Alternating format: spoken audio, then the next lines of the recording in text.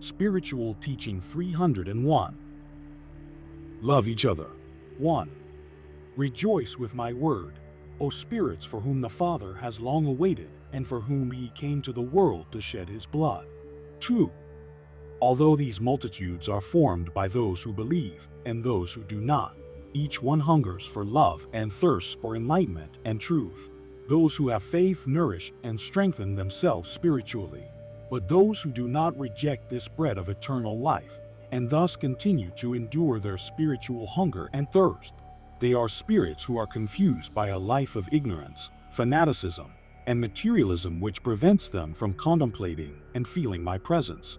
These individuals are fearful of the judgment of humanity. How can they spiritually feel my essence if they are concerned and preoccupied with how people will judge them? They will say that I am not truly manifesting myself in these houses of prayer, but in reality, they are the ones who were not truly present with me. They did not allow their spirits to feel my presence because they were preoccupied with their thoughts, self-interests, concerns, and the sensual desires of the material world. If I have come, and if I am with you, it is because I always remember those who need me and those who endure bitterness, slavery, and humiliation. 3. There are some who do not believe in this manifestation because they lack the will to triumph over their own vanity and fanaticism.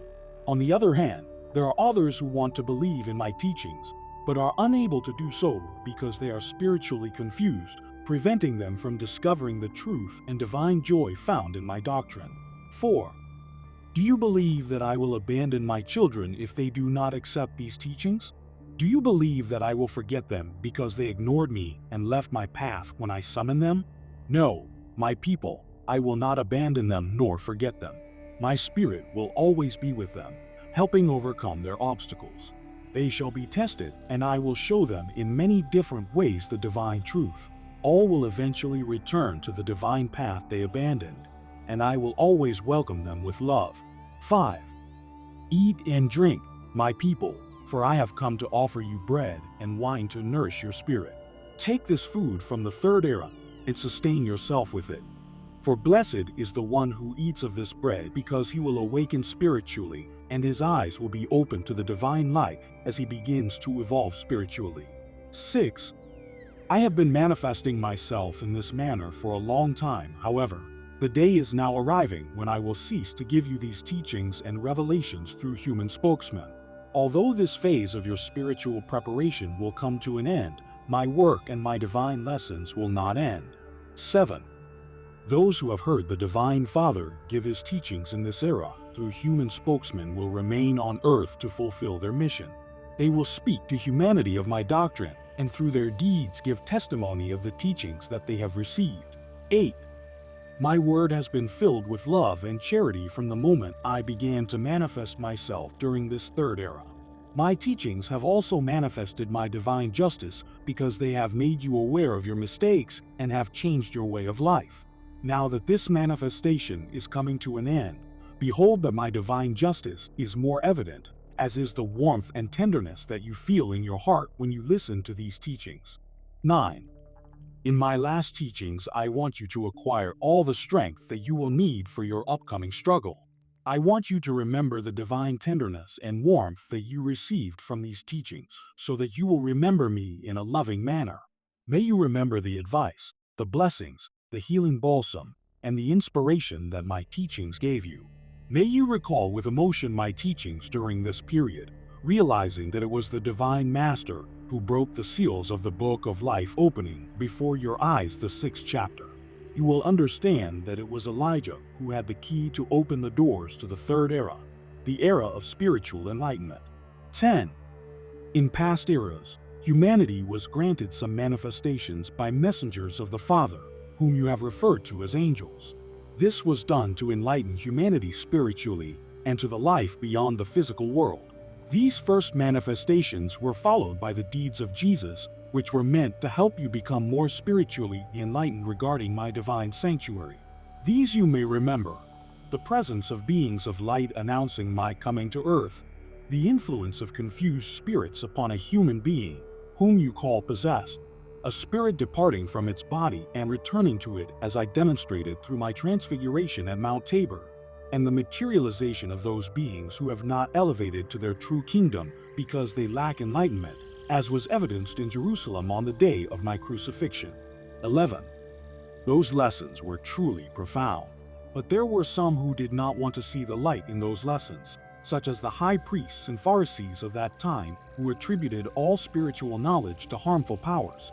Did they not say that Jesus was able to heal those who were possessed because he had a pact with the devil? Also, mankind was surprised that I came in spirit during this time. My true essence is spirit. Thus, I have come to teach you more about the spiritual life. This teaching will be more profound, clear, and extensive, and you will be able to personally experience those things that I have come to reveal to you. 12. Some believe that my spiritual manifestation and teachings during this era are too spiritually elevated, such as my communication through the human spokesman as well as the manifestation of enlightened spiritual beings. Others believe that what they have spiritually learned in the present era cannot be surpassed. I say to you that what I have granted this multitude during the present era only represents the beginning of what man will be able to achieve in the future once he practices true spirituality. Once man has eliminated all of his false beliefs, achieving freedom for both his spirit and mind, he will be able to progress much more than man has progressed today. Is there anyone who will be able to detain the manifestations that are reserved for man in the future once humanity spiritually evolves? Those who oppose those manifestations will be those who are stubborn, insensitive, and blind because of their fanatical beliefs.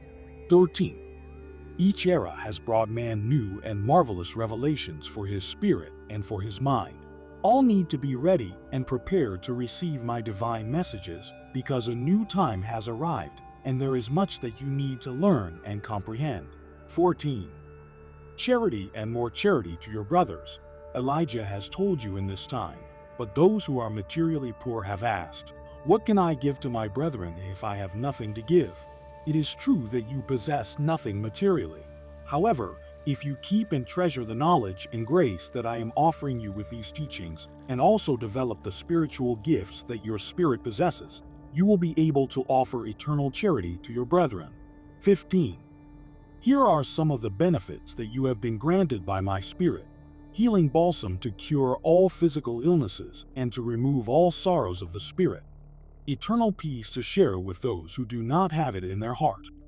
And spiritual enlightenment to illuminate your path, to guide your steps, and to inspire elevated thoughts and ideas that will enable you to penetrate into scientific knowledge.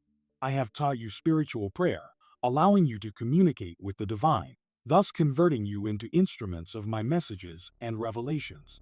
I have also given your spirit the gift of prophecy, from which intuition and premonition originate. Through that gift you will be able to anticipate what to expect along the path that each one of you will have to travel. 16. I have given you those and other gifts. Who will be able to say that he is poor when he possesses so much grace? Who, even though he is materially poor on earth, will deny himself the opportunity to practice deeds of charity utilizing the many wonderful spiritual gifts that he possesses? All that is needed is for your heart to be open to my divine love, like the petals of flowers opening when touched by raindrops. Once you allow my divine love to penetrate into your heart, you will feel strong enough to journey along your difficult path, offering charity to your needy brethren, because you will have become one with my spirit. 17. In the second era, I gave you a clear example of how one does not need to possess material things in order to practice charity. To practice charity, all you need is to feel love for your brethren, to feel sympathy for those who suffer, and to offer them comfort. If you do those things, you will be able to accomplish miracles. 18. I multiplied the loaves of bread when there was not enough bread, transformed water into wine, healed those who were ill, freed those who were possessed, resurrected the dead, softened with a word those with a hardened heart, and offered enlightenment to all spirits. If you prepare yourself, you will be able to offer the same charity to your brethren. If I perform those deeds to set an example for you, it means that you are able to do the same things that I did.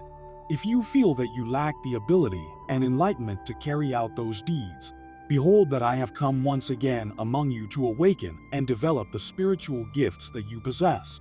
Therefore, you can never again say that you are a needy individual, because you would offend your Father with those words, since He has given you all that you need to reach Him. 19. Do not forget what Elijah has said to you. Practice more and more charity with your brethren, knowing that you possess a great treasure that you can give to your brethren. 20. The manna from the third era descends directly to you without touching the earth, because it is received by your spirit. 21. My people, you are an image of humanity, and that is why I receive you as a representative for all of mankind. Among you I find that there is suffering, a lack of faith, weaknesses, lack of harmony, disagreements, and conflicts. These things that I tell you also apply to the rest of humanity. You will need to share the teachings that I am revealing to you with your brethren, because my message is for all of mankind. 22. I do not see you unified.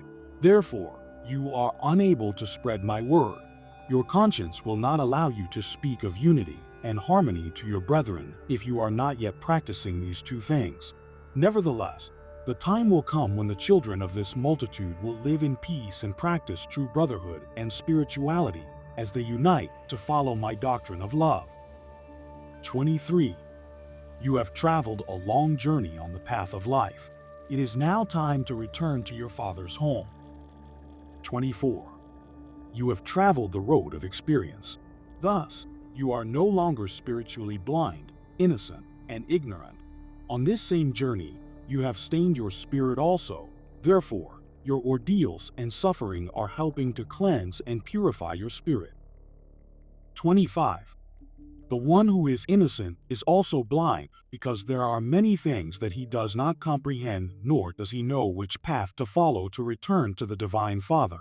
The individual who has acquired spiritual enlightenment along the path of experience knows where he is going and how to return to the Divine Father. 26. These teachings are now helping you to understand why people suffer and why they experience ordeals and temptations on earth. Also, you are learning why people experience so much bitterness and so many difficulties as they journey slowly along the path of life towards spiritual perfection. 27. These teachings also explain why you confront so many problems in life, which you must learn to resolve in order to attain spiritual progress. 28. It is necessary that I reveal this truth to you, because only then will you be full of hope and ideals. If I do not repeat my Sermon on the Mount frequently, you become spiritually weak, because you will forget the reason why people struggle on earth. You will allow suffering to triumph, believing that you are condemned to suffering always. 29. I want you to be my disciples, but you continue to be spiritually ignorant. Many times I have heard you say the following: Father, why do you send us so much misery? Why do you not want to listen to our prayers? Father, you have not heard our prayers. 30. I listen to your cries, and I say to you, I always listen to your prayers, but I cannot always grant your requests at the precise moment in which you are asking for it. Also, neither can I grant your requests according to your will, but rather according to my will. It is your responsibility to pray for others, to illuminate their paths with good thoughts, and to separate them from all darkness. Thus, you will be helping your brethren to become spiritually prepared for the moment when I will send them my spiritual peace. 31. When you experience ordeals, what is important to me is not so much that you overcome them, but rather the effort you make to learn from them in order to acquire spiritual experience, evolution, and perfection. 32. You are the ones who have been given the mission of enlightening your brethren and guiding them on earth. Therefore, who will be the ones who have the faith to move mountains to enlighten their brethren? 33. If you understood the true essence of my word, you would arise quickly, strongly determined to spread the virtues found in my teachings. You would have more compassion for those young children who lack tenderness and guidance because their parents have died. 34. You would feel charity for the young adults who are just beginning to live, but who lack ideals because humanity has destroyed their faith. 35. Do you now comprehend the meaning of the guiding light and the ideals that I am inspiring you to pursue? 36. Your spirit informs me that it does comprehend that the guiding light refers to the divine wisdom found in this doctrine, which has come to eliminate the darkness that surrounds humanity. 37. Blessed are you, my children, because you are able to listen to the young people who ask the following questions. Where is God? What is heaven? And what is faith? 38. It is your responsibility to orient your younger brethren on the path of life because they have lost their way. Tell them about the Divine Father and let them know that they will be able to feel my presence by practicing a little spirituality in their lives. Once they feel my presence, they will acquire the strength and courage necessary to keep them on the right path. 39. It is your mission to tell those who are orphans that their Divine Mother has always been with them, embracing them and offering them her tenderness since the loss of their parents. Teach them how to feel that divine presence and warmth throughout life. 40. I say to all those who have acquired spiritual strength on the path of life, you are responsible for helping the poor orphans, those children who have been neglected by mankind and who wander through the streets seeking maternal love. 41. Thus, I have come to invite you to my kingdom of peace so that you can rest from the difficult struggles that you now are experiencing. I have come to teach you how to lessen the weight of your cross and to help you comprehend the true meaning of your ordeals in life. You will not need to suffer needlessly once you have learned from those ordeals and begin to truly purify your spirit. 42. Nourish yourself with those things that bring you wholesome and virtuous joy. Enjoy the presence of children, for they are the spirits whom I said would come to dwell on earth during this period. As they begin life, their mission is to bring peace and spiritual enlightenment to earth. Be vigilant because my promise is being fulfilled by these children who offer hope for mankind and who are laying the foundation for future generations. Their destiny will be a testimony for those who are anxiously awaiting for the signs that the kingdom of heaven is near. 43. Humanity will regenerate itself. The spirit of man will greatly evolve with the passage of time, and his deeds will reflect his evolved state. 44. Today, you are unable to comprehend the reason for your ordeals, believing that they are unnecessary, unjust, and senseless. I will give you the reasons for your ordeals during your declining years or when you dwell in the spiritual valley. 45. Today, I will not reveal to you what you failed to fulfill in the past. Also, I will not inform you of your errors, mistakes, or your future. I want you to completely trust and have confidence in your Father because my Spirit is with you every moment of your life, offering you my encouragement, my blessings, and my teachings. I am aware of all your thoughts and deeds. I want you to have faith in me, to love me, and to seek me as your Father, friend, and advisor during each of your ordeals. 46. Now that you know that you are making restitution for your past mistakes, you need to learn to confront and overcome your weaknesses in a virtuous manner. As you go through life restituting your disobediences to the divine law with virtuous deeds and acquiring spiritual strength and wisdom through your ordeals, you will begin to evolve step by step until you reach the higher regions of spiritual evolution. 47. Although I am not telling you that soon you will reach the highest level of spiritual evolution, I do promise you great opportunities to reach that level. 48. There will be no need for intermediaries to guide you once you learn to communicate with me, because you will be inspired and guided by me. 49. The day you become unified, your thoughts, your prayers, and your love will be felt throughout the world. Humanity will feel those vibrations, but will not fully comprehend them. Thus, it will say, something supernatural will soon occur. 50. When that time arrives, my messengers will take this light that only a few have seen to their brethren in other nations. My teachings will become known by all those who have not spiritually progressed. These people will be illiterate and live in abandoned places. However, when they become familiar with my teachings, they will arise. The light of their conscience will shine, and their spirit will blossom. 51. I am preparing you to become my true disciples, to listen carefully to my teachings, and to study in silence so that you may acquire more divine wisdom, since my teachings are infinite. When you feel that you have become spiritually strong and are ready to teach your brethren, gather around you those who hunger for the truth. Prepare those who will become my new disciples, as did John the Baptist while he was in the desert. Prepare those individuals, and then leave their cause to me, for I will guide them to spiritual perfection. 52. Be aware that the things that I now tell you, you will need to fulfill one day. Today, you are with me, united as a family under the protection of its parents. However, you will soon be dispersed to follow different paths throughout the world. My people, you will then witness the fulfillment of my words and have the opportunity to teach this doctrine, because you will mirror my divine love and give examples of true brotherhood. 53. I am touching the most sensitive fibers in your heart because the time of my departure is approaching. When I depart, I want you to become more sensitive to the suffering, misery, and orphanhood that others experience. 54. My divine light will always be with you. When this communication comes to an end, your spirit will continue to receive my divine enlightenment. 55. Your spirit will need that divine enlightenment, especially when you begin to spread this doctrine. It will be a struggle because you will be denounced and persecuted by humanity as impostors.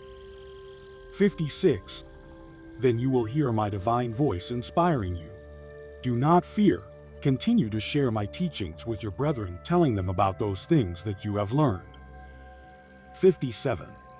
You will tell your brethren of the divine truth in these teachings. If someone is offended by what you tell him, leave his cause to me. I say to you, however, that when you share my divine truth with your brethren, never do so with the intention of hurting someone, because you will be judged for what you have done. 58. Respect the faith and the religion of all of your brethren. Remember that I, your God, who is omnipotent and all-powerful, manifested himself to all of his children regardless of their religious belief or form of worship. 59. You will sow this doctrine with love among your brethren. These teachings will teach man how to return to the divine Lord and how to elevate above his material life toward a more perfect world. 60. Once man has learned the true meaning of life, it is very important for his spirit to become spiritually enlightened so he can return to the Divine Father following the true path. When a spirit is young and innocent, it truly does not know God.